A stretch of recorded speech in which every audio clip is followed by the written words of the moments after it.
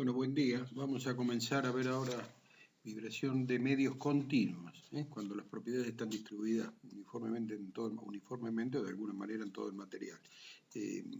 Hay colgada en la página de la materia dos apuntes sobre lo que vamos a ver en esta clase, que es vibración de medios continuos en general y luego vibración de cuerdas y membranas. Lo que está puesto allí excede lo que vamos a ver en clase, pero bueno, para evacuar dudas y para alguna ampliación, lo tienen a disposición.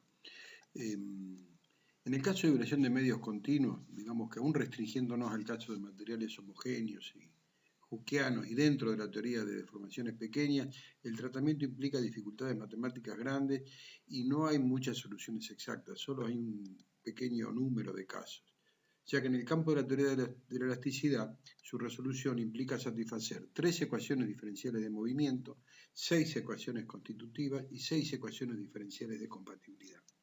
De la solución de estas ecuaciones obtendremos 6 componentes del tensor de tensiones, 6 componentes del tensor de deformaciones y 3 componentes de corrimiento. A su vez, deberán satisfacerse también condiciones iniciales y condiciones de contorno. En general, en su aplicación dentro de esta teoría general se recurre a soluciones numéricas, utilizando herramientas de la mecánica computacional. Hay una alternativa que es la que vamos a seguir en el curso, que además desde el punto de vista de nuestro objetivo de introducir conceptos es más adecuado, que es utilizar una teoría simplificada con herramientas de la resistencia de materiales, incorporando las fuerzas de inercia, o sea, incorporamos la variable temporal a través de las fuerzas de inercia.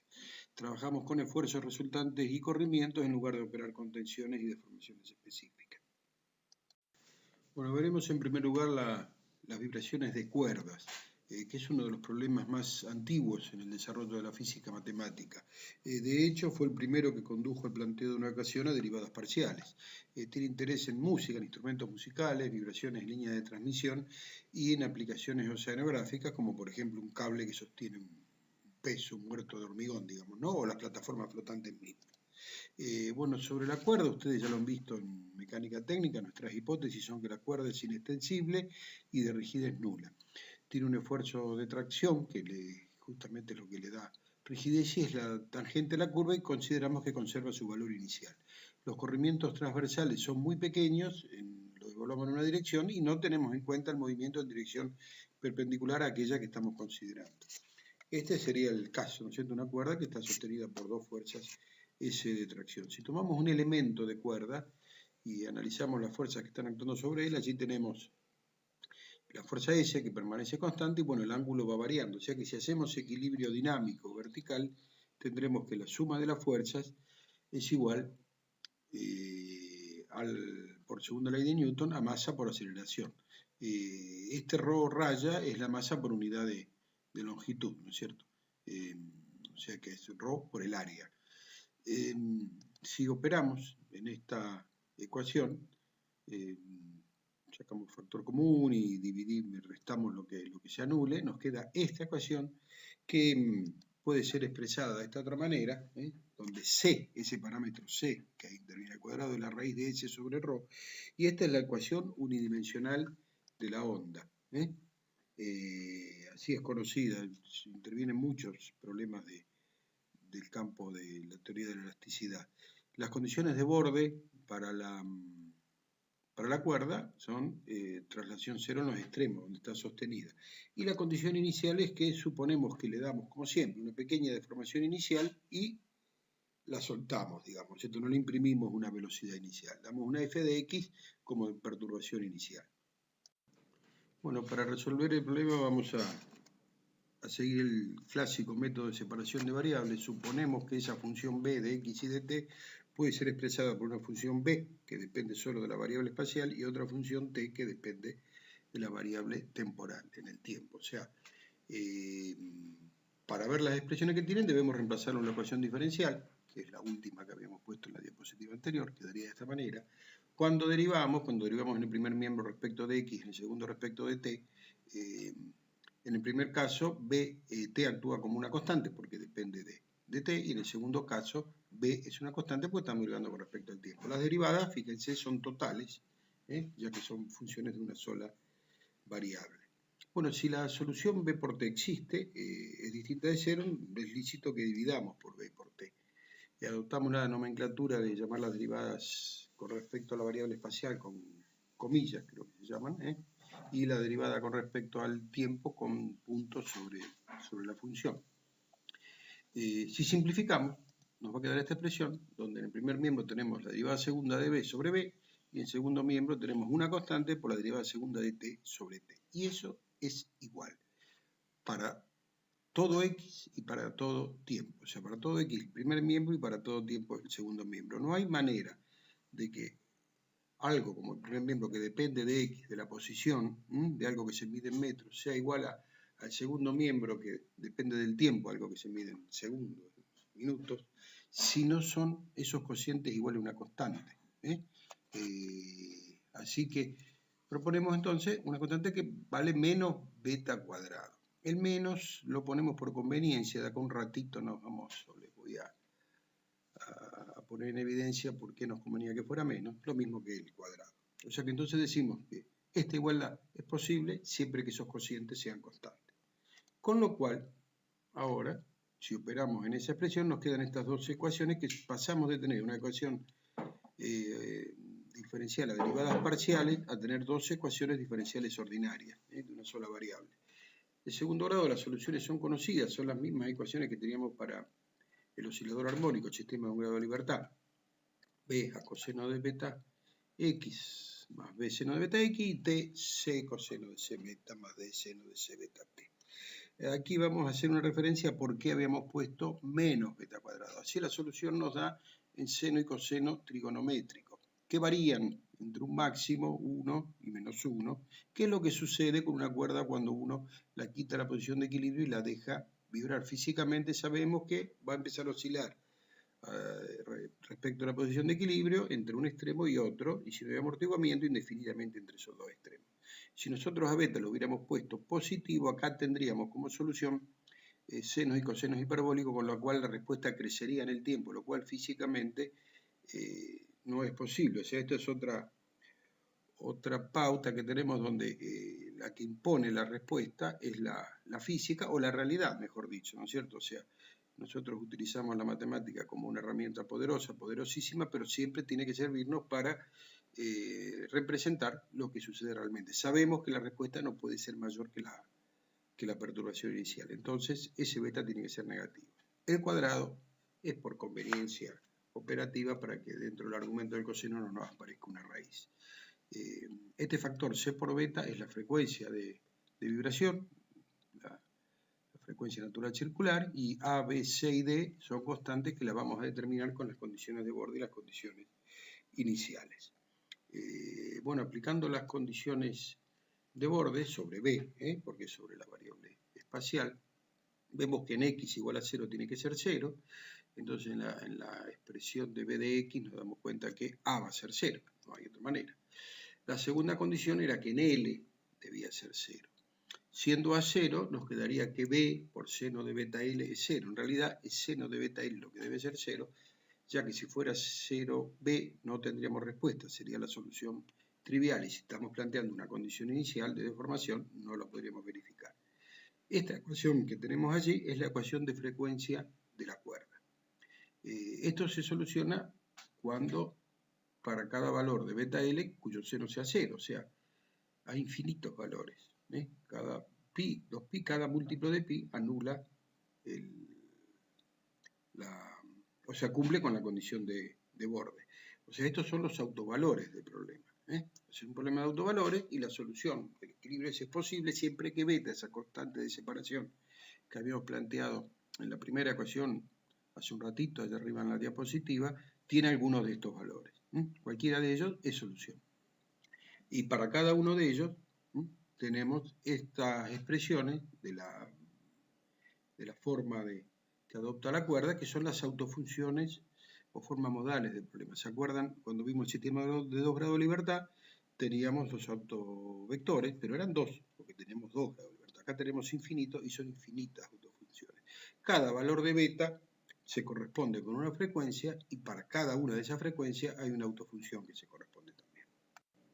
Bueno, allí tenemos la forma de las tres primeras autofunciones, ¿no es cierto? La primera es seno de pi x sobre L, se anula en x igual a 0 y en x igual a L. Allí estaría la expresión. Y se corresponde un valor de frecuencia natural circular C por beta, o sea, donde es S, C es la raíz de S sobre ρ, por pi sobre L. La segunda se anula, tiene un punto nodal en el centro, se anula para x igual a 0 y L, como siempre, las condiciones de borda tienen que cumplir, pero además tiene un nodo en x igual a L sobre 2. Entonces, si vibrase a esta frecuencia, la frecuencia sería 2 veces. Allí reemplazamos el valor de beta y alternaría entre esas dos configuraciones, lo mismo n igual a 3, donde tendría nodos en los tercios de la luz de la cuerda. Fíjense acá dos cosas. Yo les dije cuando vimos el primer coeficiente de frecuencia, que era raíz de k sobre m, que siempre íbamos a ver expresiones cada vez más sofisticadas, pero siempre lo que tenía que ver con la rigidez contribuía a aumentar la frecuencia si crecía, y lo que tenía que ver con la masa contribuía a disminuir la frecuencia cuando crecía. En este caso es claro que la rigidez de la cuerda, que no tiene por sí misma rigidez, la rigidez de la cuerda viene dada por la fuerza S. Y fíjense cómo S está en el numerador, dentro de la raíz, y el crecimiento de S aumenta la frecuencia. La densidad por unidad de longitud, ese ρ raya era ρ por A, ¿se acuerdan? O sea, fíjense que ahí tenemos todo lo que tiene que ver con la masa, con la cantidad de cuerda que tenemos. El ρ, que involucra el área, y la longitud. Cuando aumentan el ρ, aumenta la longitud, disminuye la frecuencia.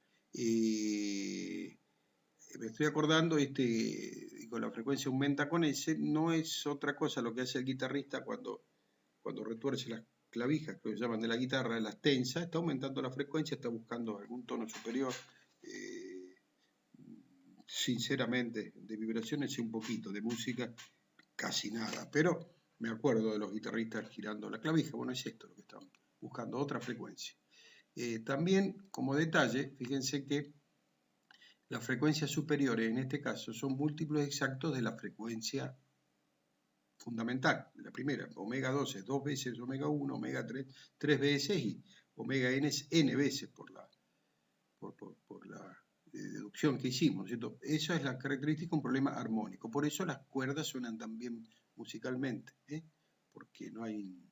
O sea, de acá la palabra armónico...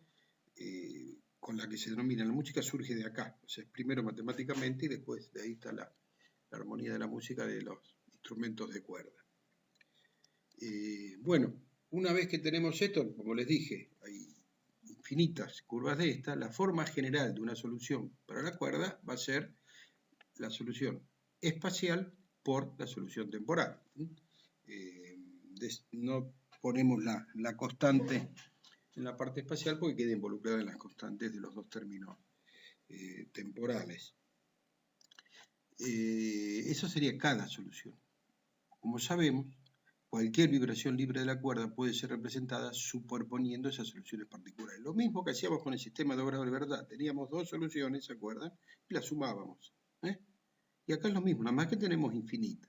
Así que esta sumatoria va desde 1 hasta infinito. Después lo vamos a ver en algún caso que no hace falta trabajar tanto con algunas autofunciones, no más alcanza. Pero para que yo pueda poner ese igual allí, matemáticamente, rigurosamente, debemos poner el infinito como límite de la sumatoria. O sea que esta expresión representa cualquier vibración libre de esa cuerda que está sostenida en los extremos, 0 y L. Bueno, allí repetimos la expresión para tenerla presente, la anterior, de la última diapositiva. Vemos que como decíamos, el corrimiento en general, en todo punto y en todo tiempo, está expresado por esa sumatoria, donde para cada valor de n tenemos la contribución de cada frecuencia y de cada autofunción. En el caso que estamos analizando, vamos a aplicar las condiciones iniciales. Vamos a tomar primero la de velocidad nula, o sea, cuando derivamos el coseno va a ser seno y el seno coseno. Para que se cumpla la condición inicial, al no dar impulso, tener velocidad nula, debe ser d igual a 0. O sea, cuando tenemos deformación inicial, las respuestas siempre son en coseno. Ahora aplicamos la condición de la deformación inicial, una cierta f de x, sabemos que de 0, en t igual a 0 nos va a quedar la expresión que tenemos allá arriba, que esa función b en t igual a 0 y con t igual a 0 tiene que igualar a f de x. O sea que una suma de senos, de infinitos senos, tiene que darnos la función. Bueno, si la función fuera un seno, perfecto, pero puede tener cualquier otra forma.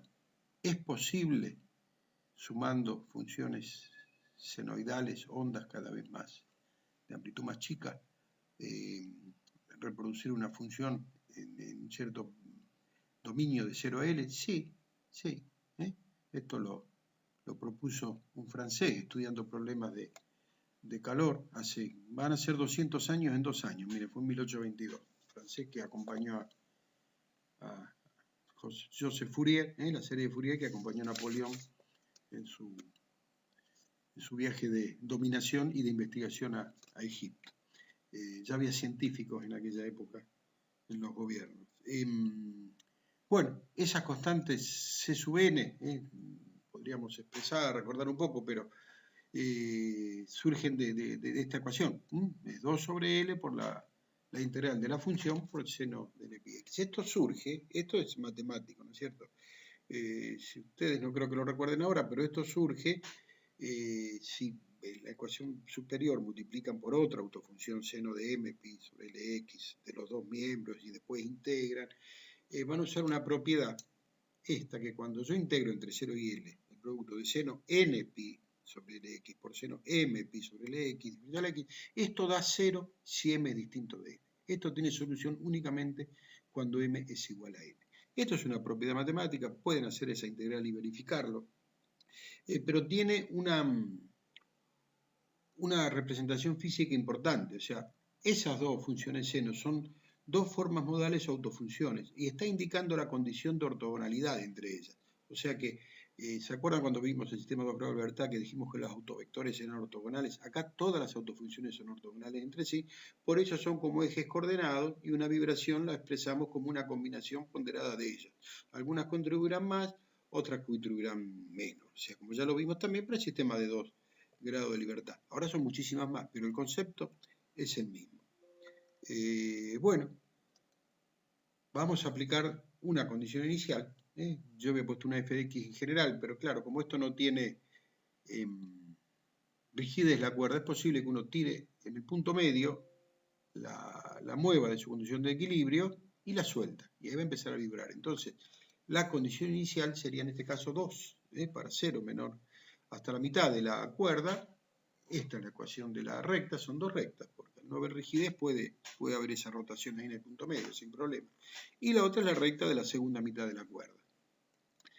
Con lo cual, aplicando la propiedad de la serie de Fourier, multiplicamos cada una de esas funciones por las autofunciones en el dominio que le corresponden, y estas integrales resueltas da esta expresión.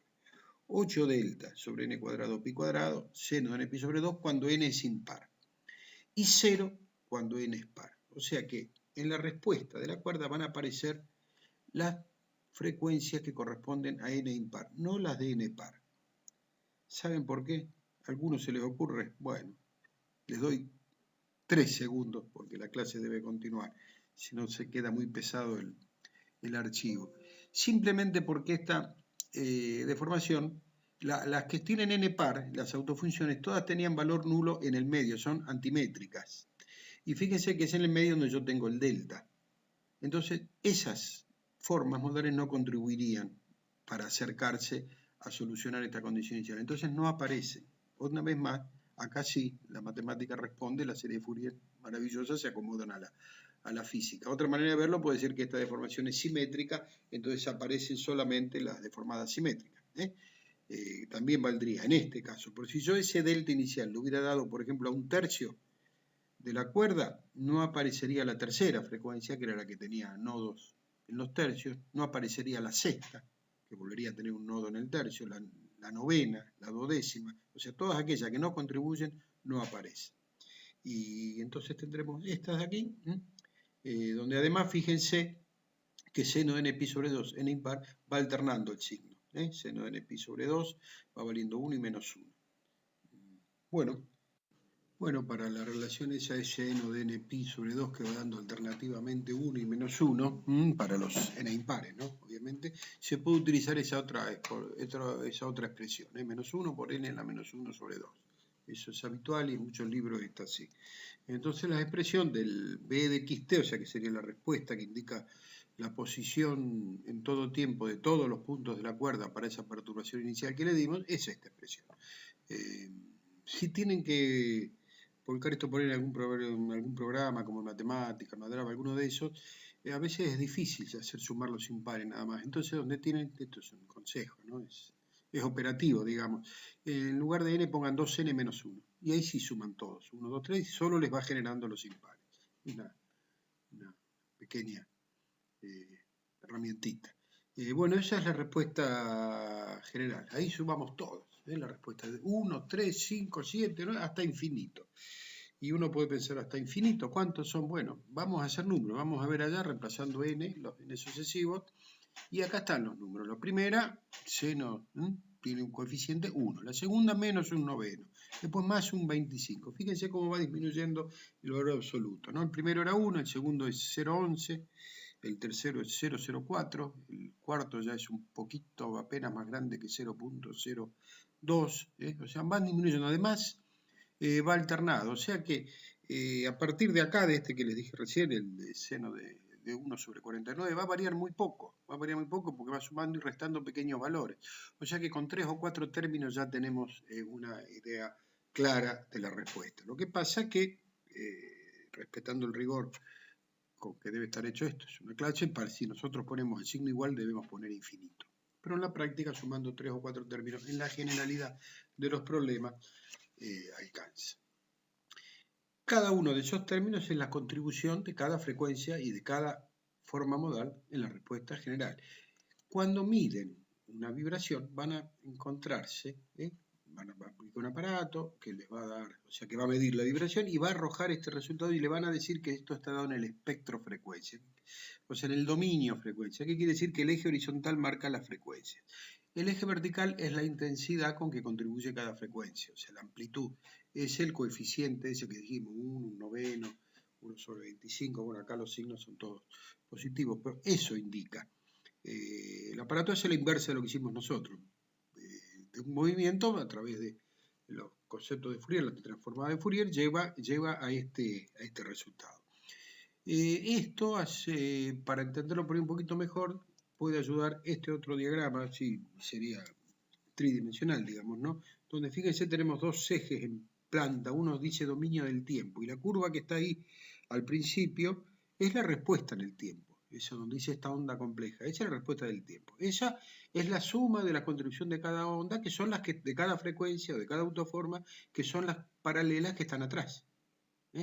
Fíjense que el mismo gráfico ahí está escrito, ¿no? Lo alcanzan a leer. Esta onda compleja, dicen uno, es la suma de estas ondas simples. Cada uno serían los términos que están allá. Y en este otro eje acá, frontalmente, donde dice dominio de la frecuencia, se ven las intensidades y sería el gráfico que tenemos, del que hablamos hace un ratito, el que está ahí arriba a la derecha. Esto para entender un poco si alguna vez podemos ir al laboratorio, esperemos que sí, confiamos en que sí, cuando se hable de espectro de frecuencia. O sea, ahí están las contribuciones de cada onda, se suman y tenemos la respuesta en la curva esta que está ahí en el dominio tiempo, que sería expresado por aquella ecuación. Y visto de costado, ahí tenemos la contribución de cada frecuencia. Bueno, con esto terminaríamos esta clase y ya nos veríamos la semana que viene.